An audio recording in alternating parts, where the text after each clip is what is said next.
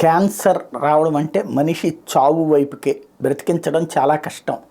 Radiation therapy ఇట్లాంటివి చేస్తున్నటువంటి సందర్భంలో 100కి 40 20 నుంచి 30% గ్యారంటీ ఉంటుంది. ఆ తర్వాత అయినా ఎంతకాలం అనేది చెప్పలేని పరిస్థితులు ఉంది. ఇట్లాంటిది రోజుల్లో అసలు క్యాన్సర్ అంటే మనిషి అంతిమ దిశగా చూస్తున్నటువంటి రోజులలో దానికి చికిత్స ఆరంభమైంది. ఇది సక్సెస్ అవుతోంది. ఇది కంటిన్యూ అయితే గొప్ప విషయం. కాకపోతే హయ్యెస్ట్ కాస్ట్లీ.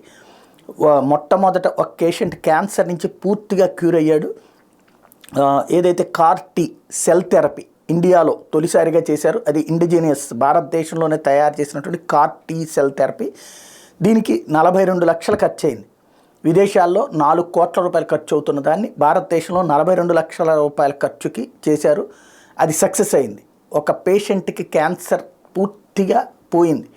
దీంతో ఇప్పుడు ఇక ఇండియాలో కొత్త చర్చ ప్రారంభమైంది. అయితే అది చాలా కాస్ట్లీ, కానీ ముందు ప్రారంభమైంది కాబట్టి ఇక రాబోయే రోజుల్లో సక్సెస్ అయితే కనుక ఇంకా రేట్లు తగ్గేటటువంటి అవకాశం ఉంటుంది. క్యాన్సర్ అన్నటువంటిది రాబోయే రోజుల్లో కూడా క్యాన్సర్ బాధితులు పెరిగిపోతూ ఉంటారు. ఇవాళ ఉన్న ఆహారపు అలవాట్ల కారణంగా కావచ్చు, రకరకాలైన కారణాలు కావచ్చు.